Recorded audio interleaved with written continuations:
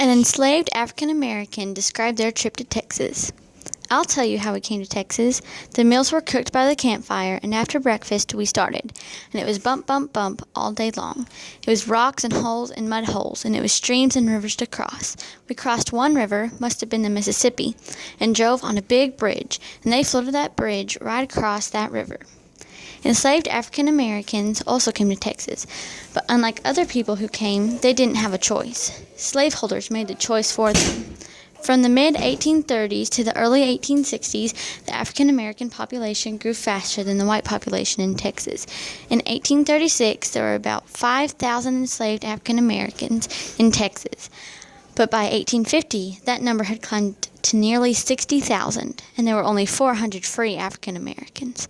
By 1860, almost 1 out of every 3 Texans were enslaved. These large numbers of enslaved African Americans came when their slaveholders moved to Texas from other southern states because it was illegal to buy slaves from Africa. Southern cotton planters had to move to Texas after they had exhausted their fields and didn't have effective fertilizers to keep the soil in good condition, so they moved on. Most people knew that Texas could produce more pounds of cotton per acre than most other cotton states in the 1840s and 50s. Most enslaved African Americans lived in the eastern part of Texas on cotton plantations. Other parts of Texas had few or no slaves. Enslaved African Americans in Texas worked hard and had little power over their own lives.